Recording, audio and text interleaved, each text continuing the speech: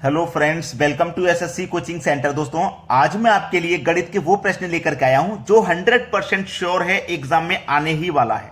तो आप इसको अच्छे से सीख लीजिए। चलिए स्टार्ट करते हैं। पहला सवाल, 3 की पावर 50, 4 की पावर 40, 5 की पावर 30 और 6 की पावर 20 में सबसे बड़ी संख्या है। सबसे बड़ी संख्या कौन सी है, ये आप कैसे पता लगा पाएंगे? ठीक है, कैसे पता लगा पाएंगे कि सबसे बड़ी संख्या कौन सी है?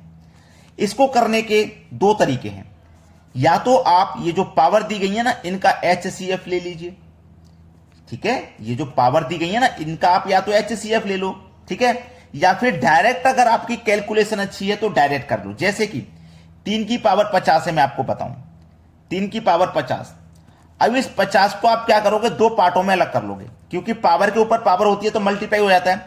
तो मैं 3 की पावर 5 की होल पावर 10 रख देता हूं। तो 3 की पावर 5 की होल पावर 10, 10 का मल्टीप्लाई 5 से होगा 50 हो जाएगा। भाई पावर का पावर से मल्टीप्लाई हो जाएगा तो यही संख्या मिलेगी। तो इस तरीके से भी कर सकते हैं। 4 की पावर 4 की होल पावर 10, क्योंकि 10 का मल्टीप्लाई 4 से करेंगे तो 40 ही हो जाएगा। इसी तरीके से 5 की पावर 3 की होल पावर 10, 10 का 3 से करेंगे तो 30 हो जाएगा। उसी तरीके से 6 की पावर 2 की होल पावर 10, 10 दूने का 20। कर लिया ना? सभी जगह से देखो सेम पावर होगी 10 10 10। अब 3 की पावर 5, 3 की पावर 5 का मान कितना होता है भैया? 240। 4 की पावर 4 का मान होता है 256 और 125। 5 की पावर 3 का मान होता है 125 और 6 की पावर 2 का मान होता है 36 और सभी के ऊपर यहां पे पावर 10 है। 10 ही तो है। चलिए, लिखने की वैसे जरूरत नहीं है क्योंकि संख्या अब हमें पता लग गई कौन सी बड़ी कौन सी छोटी। ठीक है, अब देखो यहां पे जो सबसे बड़ा निकल के आया वो सबसे बड़ी संख्या, जो सबसे छोटा निकल के आया वो सबसे छोटा। 256 सबसे बड़ा है। ठीक है, 256 सबसे बड़ा है तो 256 सबसे बड़ी संख्या है। और ये 256 किस संख्या से निकल के आई है? 4 की पावर 40 से। मतलब 4 की पावर 40 इन सभी संख्याओं में सबसे बड़ी है। कर लेंगे ना? अब आपको कोई गलती नहीं होनी चाहिए इन प्रश्नों में। अब देखते हैं अगला सवाल। अगला सवाल है 3 की पावर 200, 2 की पावर 300, 7 की पावर 100 में सबसे बड़ी संख्या कौन सी है? चलिए पहले के जैसे करते हैं। 3 की पावर 2 की होल पावर 100, क्योंकि 100 का मल्टीप्लाई 2 से करोगे तो 200 ही हो जाएगा। ऐसे 2 की पावर 3 की होल पावर 100, 100 का मल्टीप्लाई 3 से करेंगे तो 300 ही हो जाएगा। 7 की पावर 1, 1 की पावर 100, 100 का मल्टीप्लाई 1 से करेंगे तो 100 ही रहने वाला। 3 की पावर 2 का मान 9, 2 की पावर 3 का मान 8, 7 की पावर 1 का मान 7। ये निकल के आया। देखो सभी में कौन बड़ा कौन छोटा। बड़ी संख्या पूछ रहा था ना, बड़ा कौन है? सबसे 9। और ये किससे निकल के आया? 3 की पावर 200 से। तो ये आपकी सबसे बड़ी संख्या हो जाएगी 3 की पावर 200। 3 की पावर 200 पहला ही ऑप्शन है सही जवाब। इतने बड़े बड़े सवालों को मैं केवल 5 सेकंड में कराने की ट्रिक आपको बता रहा हूं। बस आपसे एक ही रिक्वेस्ट करता हूं कि वीडियो को आप लाइक कर दीजिए और जितने भी दोस्त आपके तैयारी कर रहे हैं उनके पास तक शेयर कर दो। भाई किसी का तो भला होना चाहिए, हो सकता है किसी के एग्जाम में ये क्वेश्चन फंस जाए। ठीक है, चलिए अब देखते हैं अगला प्रश्न। अगला प्रश्न है 4 की पावर 0.5 गुने 0.5 की पावर 4 का मान बताइए। चलिए, ये 4 है। 0.5 का मतलब क्या है? आधा। आधा मतलब 1/2। आधे का मतलब क्या हो गया? 1/2 हो गया, यानी कि 4 की पावर 1/2 है। इनटू 0.5 का मतलब क्या होता है? आधा। आधा मतलब 1/2। ठीक है, और इसकी पावर कितनी है आपकी? 4। इस तरीके से पहले सही फॉर्म में लिख लीजिए। लिख लिया ना?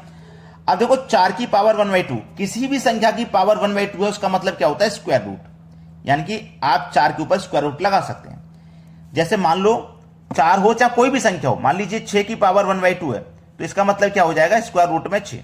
ठीक है, इसी तरीके से 4 की पावर 1/2 है तो स्क्वायर रूट में 4 गुने 1 की पावर 4 करेंगे तो 1 ही रहेगा, 2 की पावर 4 करेंगे तो 16 हो जाएगा। अब 4 का स्क्वायर रूट आप सॉल्व करिए तो 2 गुने 1/16। अब 2 1 कम 2, 2 से 16 8 बार में कटेगा तो 1 के बटे में 8। आपका आंसर क्या आ जाएगा? 1 के बटे में 8। किस ऑप्शन में है ये देख लीजिए, सी ऑप्शन में दिया गया है, बिल्कुल सही जवाब है। चलिए अब देखते हैं अगला प्रश्न।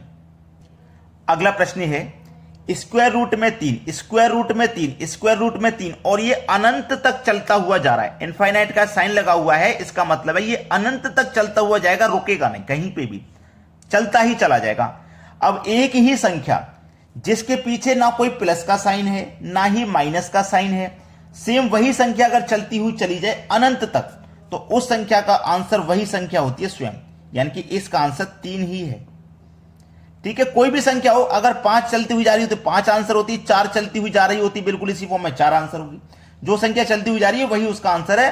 तो 3 आपके सवाल का यहां पे सही जवाब हो गया। चलिए अब देखेंगे अगला प्रश्न।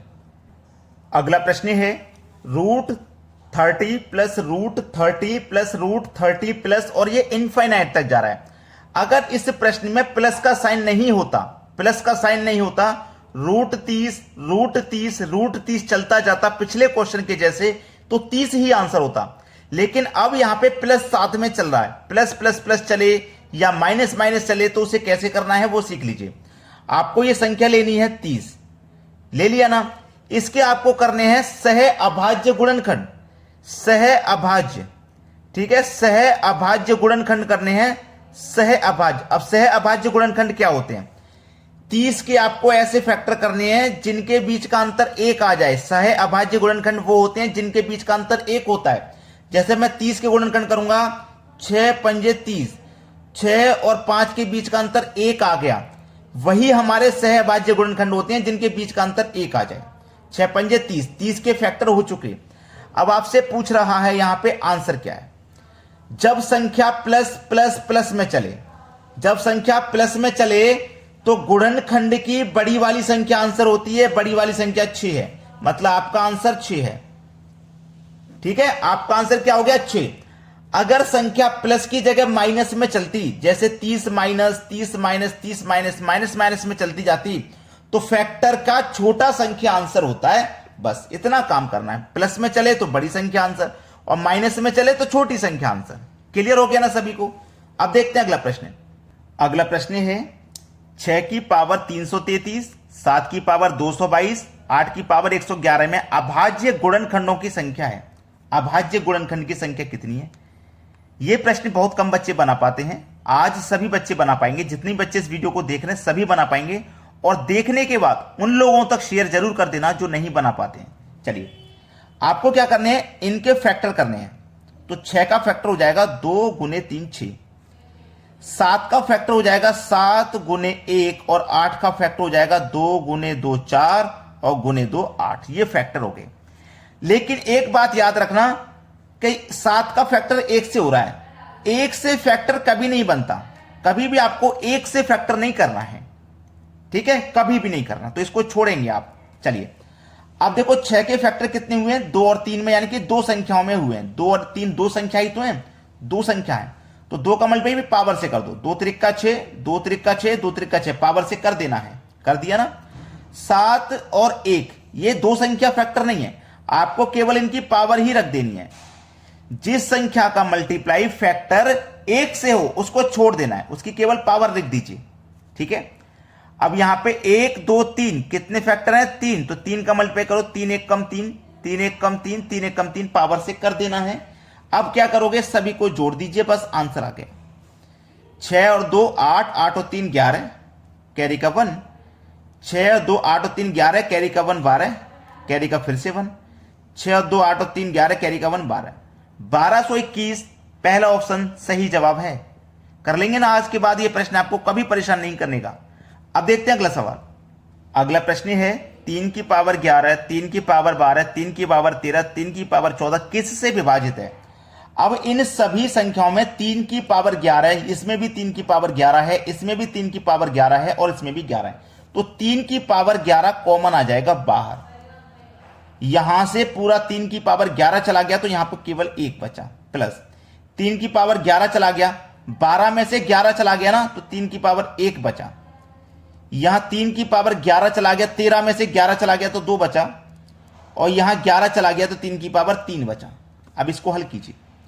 3 की पावर 11 1 प्लस 3 की पावर 1 का मान 3, 3 की पावर 2 का मान 9, 3 की पावर 3 का मान 27।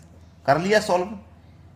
11 इंटू सबको जोड़ के लिख दीजिए, 27 और 9 36, 36 में 3 जोड़ो 39, और 1 40, कितना हो गया 40।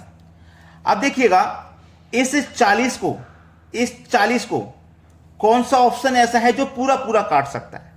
कौन सा ऑप्शन है जो पूरा पूरा काट सकता है? तो 8, 8 पंजे 40, 8 के मल्टीप्लाई में 5 5 40 कर जाता है, 8 5 जा 40। तो 8 वो संख्या है जो इस 40 को पूरा पूरा काट देगी। तो इसका मतलब ये पूरी संख्या विभाजित किससे है? 8 से है। समझ में आ गया ना? अब देखते हैं अगला सवाल। अगला प्रश्न है 10 की पावर 100 को 5 की पावर 75 से विभाजित करने पर भागफल है। भागफल पूछ रहा है, क्या होगा? देखो 10 की पावर 100 को आप क्या लिख सकते हो? 2 गुने 5, यानी कि 10 बना लिया मैंने। 2 गुने 5 10, 2 पंजे 10, 10 की पावर 100। इस तरीके से मैं इसको लिख सकता हूं भाई। 10 को मैं लिख सकता हूं 2 गुने 5 और पावर होल पावर 100 है, लिख लिया मैंने। ठीक है, अब देखो 2 की पावर भी ये 100 हो जाएगा। ठीक है, गुने ये 5 की पावर भी 100 हो जाएगा। ठीक है, विभाजित कितने से करना है? 5 की पावर 75 से करना है। अब ध्यान देना, 5 की पावर 75 से 5 की पावर 75 कट गया भाई। 5 की पावर 100 था, 75 कट गया तो 25 बचा, यानी कि 2 की पावर 100 गुने 5 की पावर 100 में से 75 कट गया तो 25 बचा है। ठीक है, अब इस 2 की पावर 100 को मैं अलग अलग कर लेता हूं। जैसे 2 की पावर 75 इंटू 2 की पावर 25, भाई 75 और 25 100 हो गया ना। तो मैंने इस 100 पावर को 2 की पावर 75 और 2 की पावर 25 में अलग अलग कर लिया। इंटू 2 की पावर ये 25 है, 5 की पावर 25 है। चलिए, ये 2 की पावर कितना है? 75। ठीक है, इंटू 2 पंजे 10, 2 पंजे कितना हो जाएगा? 10 हो जाएगा। तो 10 की पावर 5 और 5, 25 और 25 पावर सेम है, तो पावर सेम आ जाएगी। तो 2 की पावर 75 इंटू 10 की पावर 25, 2 की पावर 75 इंटू 10 की पावर 25, ये आपका सही जवाब है। क्लियर हो गया ना?